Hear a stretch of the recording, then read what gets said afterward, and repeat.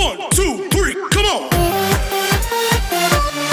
Good morning दोस्तों, आपका स्वागत है इस न्यू न्यूटन प्लेटफॉर्म पर। जैसा कि अपना चल रहा है जीएस, और जीएस में आपने काफ़ी कुछ सीखा होगा, और आपको मैं जो चीज़ बताती जा रही हूँ आपके लिए वो बहुत एग्जाम पॉइंट से बहुत इम्पोर्टेंट है, और आपको उसे अच्छी तरह से याद कर लेना है। बहुत अच्छे से मैंने कोशिश कर रही हूँ कि आपको हर चीज़ बिल्कुल कॉन्सेप्ट के साथ समझाने की। तो आप इस सेशन को एंजॉय करिए। तो अपना कंटिन्यू रखते हैं। जैसा कि अपना चल रहा था, ज्योग्राफी को मैंने किस तरीके से डिवाइड किया था उसके अकॉर्डिंग, जैसा कि अपन ने फिजिकल ज्योग्राफी का पार्ट अपना ये चल रहा है, जिसमें अपन ने क्या देखा है, ओशियो कॉस्मोलॉजी के बाद अपन इसको किस तरीके से डिवाइड किया पहले मैं वो बता देती हूँ। मैंने पिछले वीडियो में बताया भी था। कॉस्मोलॉजी, फिर उसके बाद ओशियोनोग्राफी, उसके बाद जियोमॉर्फोलॉजी, इस तरीके से अपन ने पूरा डिवाइड किया था। 4-5 पॉइंट थे जिसमें अपन ने इसको डिवाइड किया है, ठीक है। जिसके अंतर्गत अपन पूरा जो कॉस्मोलॉजी वाला पार्ट था वो खत्म कर चुके हैं। कॉस्मोलॉजी के अंतर्गत भी अपन ने क्या क्या पढ़ा था मैं बता देती हूँ आपको। इसमें पूरा यूनिवर्स मैंने पढ़ाया है डिटेल के साथ। उसके बाद अपन ने पूरा प्लानिट, जिसमें सौरमंडल पढ़ा, सौरमंडल में भी सूर्य के बारे में पूरा बताया था, और पूरे ग्रह यानी कि जो 8 ग्रह हैं वो, और उसके बाद जो भी उल्का पिंड, क्षुद्र ग्रह, मौनी ग्रह, सब कुछ पूरा डिटेल के साथ मैंने कंप्लीट किया है। इसके बाद अब अपना अगला पार्ट स्टार्ट होता है जियोमॉर्फोलॉजी। जियोमॉर्फोलॉजी, जैसा कि जियो यानी कि अर्थ, जियो मतलब अर्थ हो गया, मॉर्फोलॉजी मतलब हो गया, लॉजी मतलब इसमें स्टडी करना होता है, ठीक है।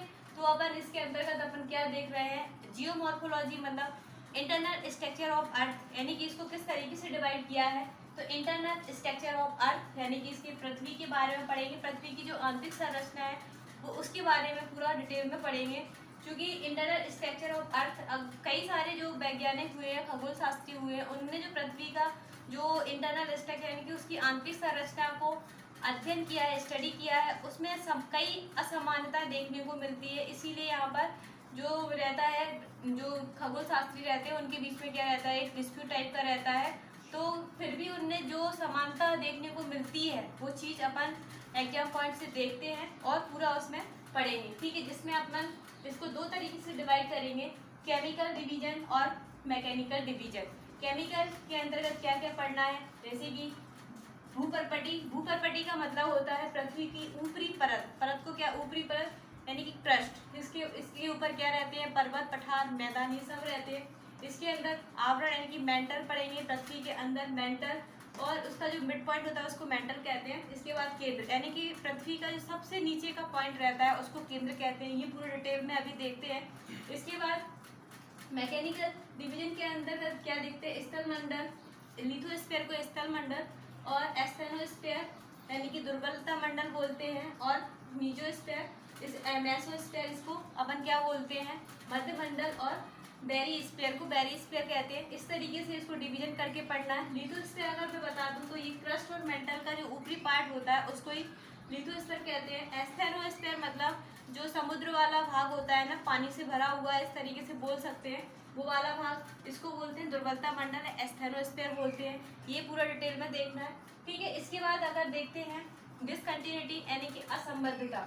असंबद्धता क्या होता है, जैसे कि अभी डिटेल में बताऊंगी। असंबद्धता मतलब ये पृथ्वी है, और लाइन बाय लाइन यानी कि पृथ्वी के क्रस्ट से अंदर की ओर जैसे अपन एंटर करते जाते हैं तो कई डिसकंटिन्यूटी, कई असंबद्धता देखने को मिलती है, ठीक है। तो उसको कहते हैं असंबद्धता, ठीक है।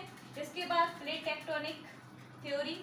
जैसा कि अपन ने प्लेट टेक्टोनिक थ्योरी यानी कि सब लोग ज़्यादातर जानते हैं, मोस्टली जो बच्चे हैं सभी ने पढ़ा होगा प्लेट टेक्टोनिक थ्योरी। लेकिन मैं ऐसे पूरे डिटेल में किस तरीके से पृथ्वी पर महाद्वीप बनते हैं, किस तरीके से प्लेट एक दूसरे के अंदर धंसती है, किस तरीके से इसके अंतर्गत स्थल मंडल यानी कि लैंडफॉर्म बनेंगे, जिस लैंडफॉर्म के अंतर्गत भी अपन को माउंटेन यानी कि पर्वत, प्लेन मैदान, और प्लेट्यू पठार, ये पूरा डिटेल में अपन को पढ़ना है। इसके बाद किस तरीके से ज्वालामुखी और भूकंप यानी कि पृथ्वी पर आते हैं, इसके अंतर्गत ही ये पूरा पार्ट मैं कवर कराऊंगी। इसके बाद प्लेट टेक्टोनिक थ्योरी, जैसा कि आपने देखा है ये सारी चीज़ें बन गई। उसके बाद प्लेट टेक्टोनिक थ्योरी के बाद क्या होता है, प्लेट टेक्टोनिक थ्योरी जैसे ही कंप्लीट होती है उसमें उससे क्या क्या मिला, जैसे बता सकते हैं। तो स्थल मंडल मिला, वॉल्केनो किस तरीके से फटते हैं, ज्वालामुखी यानी कि भूकंप किस तरीके से आते हैं ये, और उसके बाद पृथ्वी पर यानी कि 20 छोटी प्लेटें और 7 बड़ी प्लेटें, उनके बारे में यानी कि किस तरीके से 7 बड़ी प्लेटें यानी कि इन महाद्वीपों का अध्ययन करना है इसके अकॉर्डिंग। जैसे 7 महाद्वीप हैं, एशिया, अफ्रीका, उत्तरी दक्षिणी अमेरिका, ठीक है, अंटार्कटिका और अपना हो जाएगा यूरोप और ऑस्ट्रेलिया। ये पूरा कंप्लीट करना है। तो इंटरनल स्ट्रक्चर के अंतर्गत अपन को ये पढ़ना है। अब देखते हैं इंटरनल स्ट्रक्चर ऑफ अर्थ। तो इंटरनल स्ट्रक्चर में अपन को देखा इस तरीके से इसका केमिकल डिवीजन। अब अपन पृथ्वी की आंतरिक संरचना में देखते हैं कि किस तरीके से पृथ्वी की आंतरिक संरचना का जो खगोल शास्त्री है उनके द्वारा अध्ययन किया गया है उनके। लेकिन मैं पहले बता देती हूँ क्योंकि पृथ्वी की आंतरिक संरचना में एक्यूरेसी तो नहीं पाई गई है, इसीलिए जो भी सिमिलरिटी पाई गई है उसका हमारे जो स्टडी लाइफ है यानी कि अपना जो एग्जाम पॉइंट से जो इम्पोर्टेंट है वो अपन यहाँ पर देख रहे हैं, ठीक है। तो इसमें अपन देखते हैं केमिकल डिवीजन। 2 तरीके से डिवीजन किया है, इसमें से अपन पहले केमिकल डिवीजन रखते हैं यानी कि इसमें क्या क्या किस तरीके से बना है। तो ये है अपना क्रस्ट यानी कि भूपर्पटी के नाम से जानते हैं। इसके बाद इसका दूसरा भाग जो दूसरी लेयर होती है उसे मेंटल कहते हैं। तीसरी सबसे अंदर की जो लेयर होती है उसको कोर कहते हैं। इसमें ये देखते हैं कि किन किन चीज़ों का इसके अंदर यानी कौन कौन से एलिमेंट की अधिकता पाई गई है, कितनी से कितनी गहराई में फैला हुआ है। पृथ्वी के अंदर जाएंगे तो किस तरीके से टेम्परेचर इंक्रीज होता है वो चीज़, ठीक है। तो जैसे जैसे अपन पृथ्वी के अंदर जाते हैं, एक बार क्वेश्चन पूछा भी गया है कि पृथ्वी के अंदर जैसे जैसे अगर पृथ्वी के अंदर जाएंगे तो क्या होगा, इनमें से तापमान बढ़ेगा, गहराई बढ़ेगी और जो वायुमंडलीय दाब है वो भी बढ़ेगा। तो आपको बढ़ेगा या घटेगा इस तरीके का रहता है या कोई भी वृद्धि नहीं होगी। तो इस तरीके के ऑप्शन पेपर में रहते हैं। तो आपको सिंपल सा याद रखना है कि जब जब हम पृथ्वी के अंदर जाएंगे यानी कि जैसे जैसे गहराई में, आपने देखा होगा जैसे जब मिट्टी खोदते हैं ना, यानी गड्ढा अगर कोई गड्ढा खोद रहे हैं तो गड्ढे में से जब मिट्टी निकलती है तो एकदम गर्म यानी कि हीट जैसी महसूस होता है कि उसमें से हीट निकल रही हो। तो सिंपल सा एग्जाम्पल आप दैनिक लाइफ में इसका यूज भी किया होगा और देखा भी होगा। तो बस सिर्फ इतना ही याद रखना है कि पृथ्वी के अंदर यानी कि जैसे ही गहराई में जाएंगे तो क्या होगा, टेम्परेचर बढ़ेगा और वायुमंडलीय जो दाब होता है, प्रेशर होता है वो भी इसका बढ़ता है, ठीक है। तो ये क्वेश्चन भी पूछा गया, इसीलिए आपको याद रखना है कि जब हम पृथ्वी के अंदर यानी कि उसके अंदर वाले भाग में जाने की कोशिश करते हैं जाते हैं तो क्या होता है, ये दोनों चीज़ें बढ़ती हैं। इसके बाद अगर देखें भूपर्पटी, इसमें एक किन किन से मिलकर बना है। तो भूपर्पटी यानी कि पृथ्वी का सबसे ऊपरी क्रस्ट जहाँ पर पर्वत, पठार, मैदान पाए जाते हैं उसे कहते हैं भूपर्पटी। यानी कि भूपर्पटी बोले तो क्रस्ट यानी कि इस पे इसे सियाल, इसका जो नाम है यहाँ पर क्या होता है, यहाँ पर सियाल यानी कि सिलिकन प्लस एल्यूमिनियम। सिलिकन और एल्यूमिनियम से इसका अधिकतर सिलिकन और एल्यूमिनियम की इसे क्रस्ट पर पाई जाती है।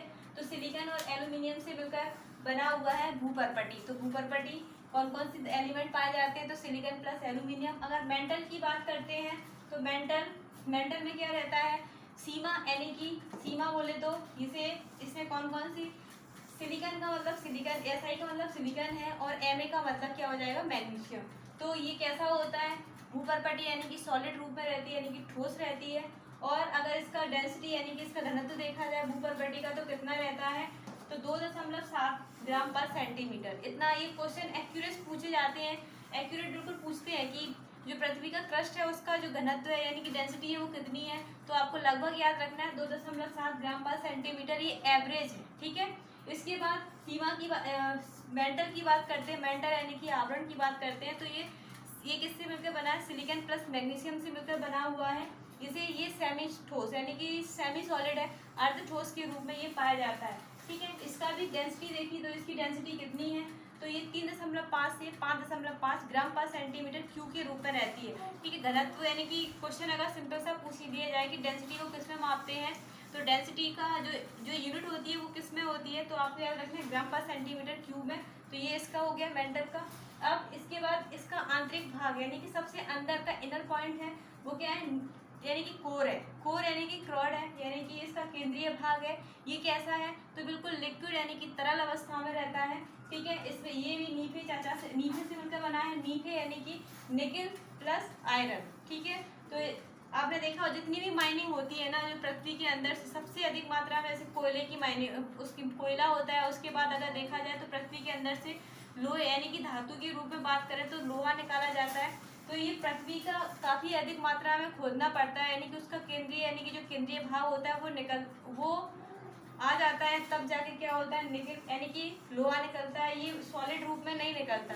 इसे कई सारी जो प्रयोग विधि होती है उसके बाद इसको सॉलिड रूप में बनाना पड़ता है। ठीक है, तो ये हो गया अपना किससे मिलकर बना है, नीचे यानी कि निकल प्लस Fe मतलब होता है आयरन यानी कि लोहे से मिलकर बना हुआ है। किस अवस्था में पाया जाता है, तो ये आपको याद रखना है, ये द्रव अवस्था में पाया जाता है। इसके बाद अगर देखा जाए तो इसका डायमीटर यानी कि अगर पृथ्वी जो हमारी पृथ्वी का डायमीटर कितना है, व्यास कितना है, तो लगभग 6400 किलोमीटर है। ठीक है, ये देखा आपने। इसके बाद अगर इसकी इस तरीके से भी देख सकते हैं, ये पूरा गोल के रूप में मतलब इस तरीके से समझा सकते हैं, या फिर हमारी पृथ्वी पूरा गोल है। ये क्या हुआ, हमारी पूरी पृथ्वी है।